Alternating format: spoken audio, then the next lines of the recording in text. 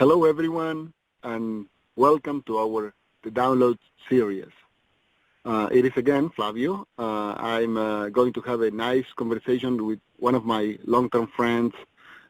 He is a senior researcher from Florida Atlantic University. He's also a full professor there, and he has a very extensive career in computer science, statistics, mathematics, and software engineering in general. His name is Taghi Khoshgoftaar.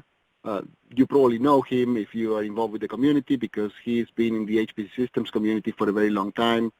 Some of his students have done outstanding work in the community and for the community around the innovation and applied research in a number of fields, including deep learning and machine learning and more. With this, I hope you enjoy this discussion with Taghi as much as I do. We have, I think, a number of exciting areas to cover today, and let's not just make this too long. Let's get started. So, welcome, Taghi, to the download.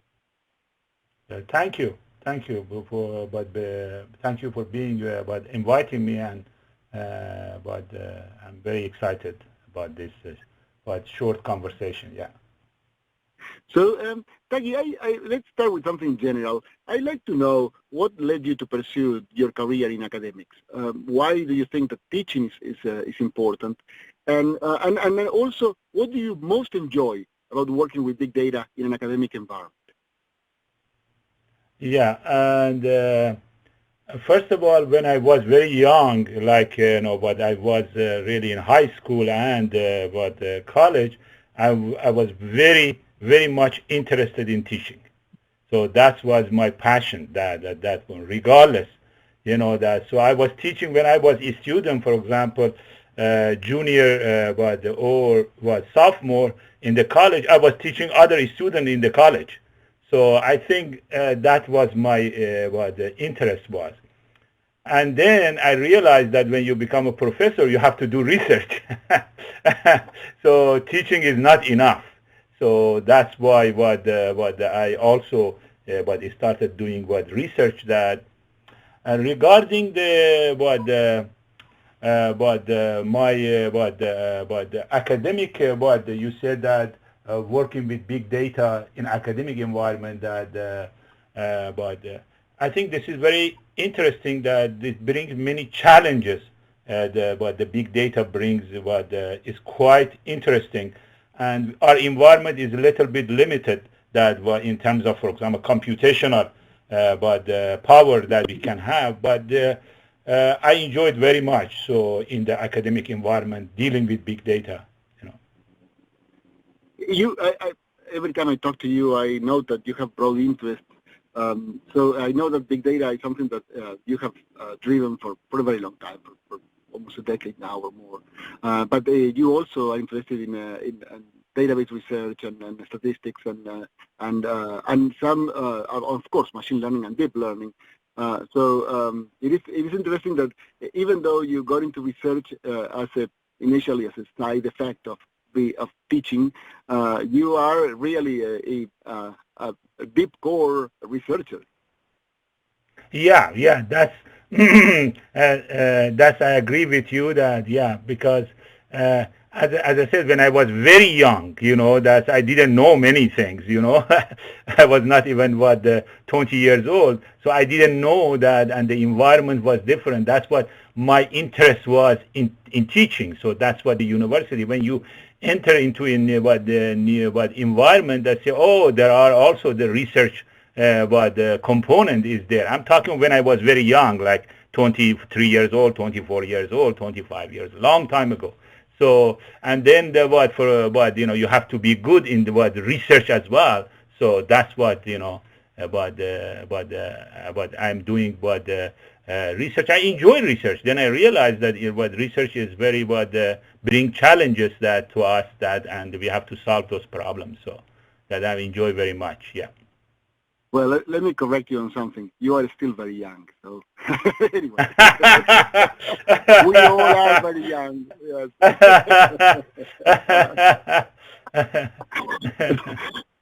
So let me ask you something. let me take you away from that a little bit. FAU, so Florida Atlantic University, has been one of the first academic partners, academic and research partners in the HPCC ecosystem. And I mentioned before that several of your students have done some outstanding job in research and applied research and innovation on the platform. So how was your experience with the students? How did you manage to mentor all of these students to be so successful? I can't name one student that wasn't brilliant and hasn't done something that was significant for the community. So, yeah. Tell me about your experience. How do you go about enabling your students to be successful and to deliver such a high quality job? Yeah. In relationship to what about LexisNexis and HPCC, we really are fortunate that what we started from 2012. That with you and we learn a lot of things. We learn the platform, and each student start about programming in that ECL and also experimenting, and especially Victor and Mariam. By the way, Mariam is now with Microsoft as a data scientist at Microsoft.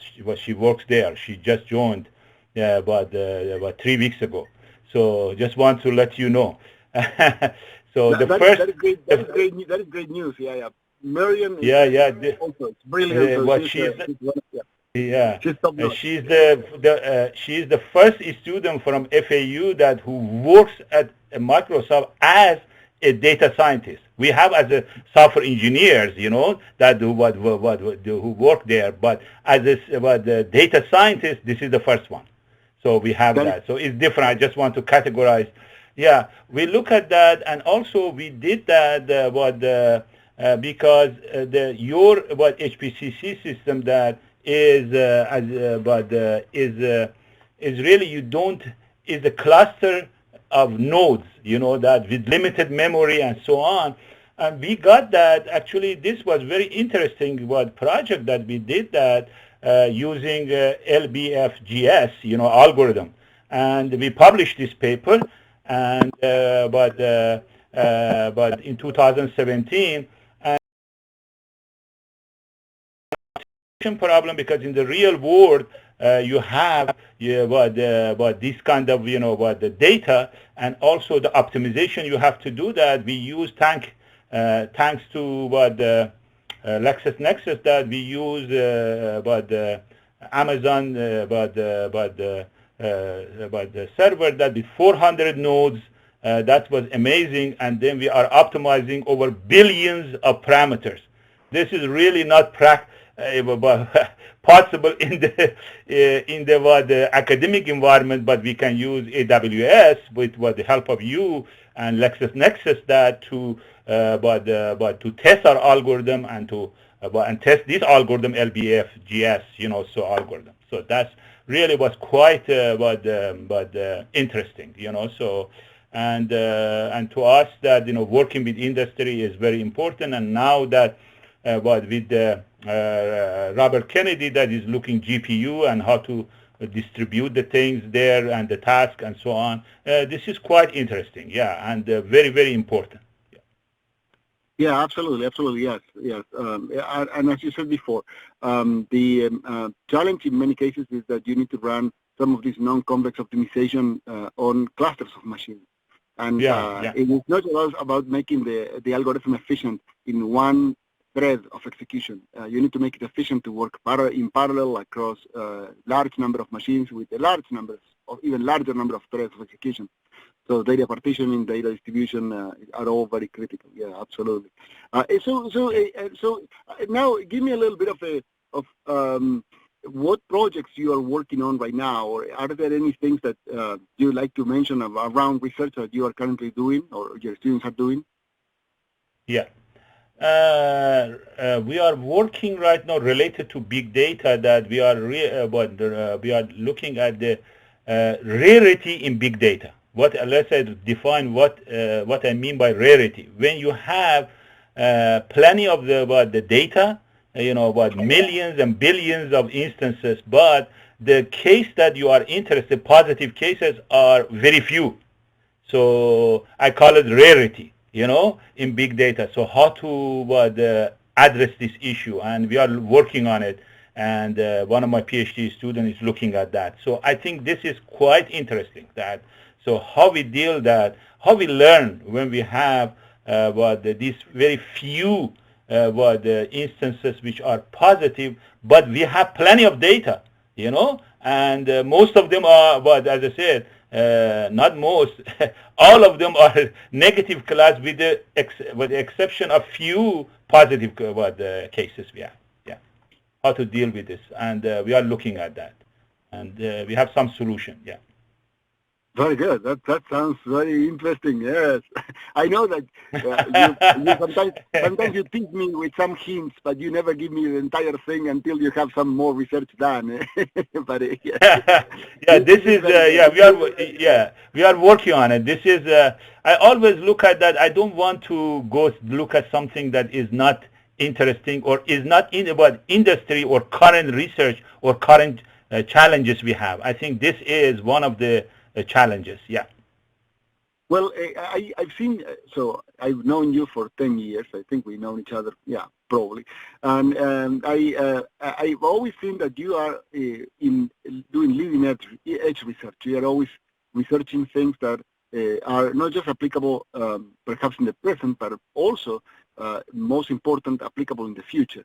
And even sometimes you are researching things that are perhaps not applicable in the present yet, but that can be useful 3, 5, 10 years down the road. So with that context, how do you see all of these big data and analytics world evolve in the next 10 years? What do you think it's coming down the road? Yeah, I hope that this will happen during the next 10 years. I was meeting with the doctors, MDs, they have the center, in Los Angeles. I had a meeting with them last year, and we are still continuing with them that about concussion, that sports related concussion and so on. Here what I told them, that here what it is, and I said, look, if you, I'm talking about right now in that specific domain. That if you really have all the parties that are involved in this, and then bring these things together and fuse the data and so on, you really can create create a company like as big as Google. I'm not really joking about this. This is really, that's what I see. Then next 10 years or so. And what happens that, Flavio, that, because stakeholders, that they have their own the data, they don't want to share it. And really, when you see that, when you fuse the data fusion from different sources and these things, really we can solve the problem. We can solve if it's related to concussion or other diseases and so on. That's what I told them. And that really should happen. I don't know if it's going to happen the next 8 years, 10 years, 7 years, 12 years, I don't know. But that's when it happens. Really, we have to think about that. This can be big things, not what analyzing or looking at the data in isolation. Oh, I have my data here. This is no, because there are other pieces that will reveal the mystery. You see that if it's a disease, and other things, So I think that's what we see that, and more computational resources we have, we can do the things and so do it efficiently. I think that's what I believe. Hopefully this will happen because it's good for us. Because if we can, for example, in health, if we can resolve these problems that we have that for in terms of diseases, we can see better picture of those. Or in security, when you see from different sources, the information is coming, and if you can fuse all those things together, and I think that will be good. You can really detect the problem before they become a problem. I think right now they are saying that but I heard from the experts, they said, the things they are worried is about security. I'm talking about the financial banks and other things, and even what the federal, what the bank, so they are saying this. So how we have sophisticated techniques, but I still believe that it should be integrated all these things in the manner that we can see the things, better. That's what my the vision is. Yeah. Absolutely. Yeah. I think it's not just a very constant vision, but also it's something that is coming down the road. Yes. Yeah. Data fusion, data integration, and being able to leverage data across multiple sources, particularly to solve some of those big problems as you mentioned. For example, healthcare, identifying diseases and identifying solutions to those diseases, right? Treatment and so forth. Yeah, absolutely. So and now a tricky question. So far these have been all straightforward questions. So let me give you a tricky one. So you have been around and you have done lots of research in a number of areas around big data. But is there one area in big data or big data analytics that you have not dealt with in the past that you would like to get into it in the future? Is there something that you haven't done yet that you would like to, at some point when you have time or resources, get into it? Yeah, this is the future, the big data. I think when we have a very limited and few label data, so what we do. So I think that's really the big question to answer. That when we have very few labeled data, I don't know, 50, 100, but we have plenty of unlabeled data. So how we do it, how we go about doing this and solving this, and how much labeled data we need, and so on. But data we have plenty, as I said, but terabytes of data. But I think this is very challenging, and I would like to look at that, So we started looking at this. So, when we have very, very limited and very few labeled data. That's a very good point, and you're absolutely right. Yeah, labeled data is very hard to come by for a number of reasons, but it's hard. Particularly because humans to label data, humans are expensive, and sometimes they don't have enough information to be able to label the data correctly. Yeah, absolutely. Yeah. And sometimes it's not. Sometimes it's not just a label. You need experts to do that, and experts we have limited. You understand what I'm saying? Sometimes, so. Yeah, you're absolutely right. Yeah, you're right on the spot on that one. Yeah. Well, Taghi, it's been a real pleasure to be with you for this few minutes. This has been one of our best 5 questions with interviews with someone in this series. I think the audience will enjoy it as much as I did. You gave great insight into the state of academic research and your interest and Florida Atlantic University interest. I think this will be useful for the audience to get a peek at what is being done in academic research in HPCC systems, and especially in my get some of those people in the audience to connect with you, and perhaps they may have labeled data, or they might have other interests that they might share with you, so perhaps new additional collaborations can be opened. So thank you very much for doing this. This has been great.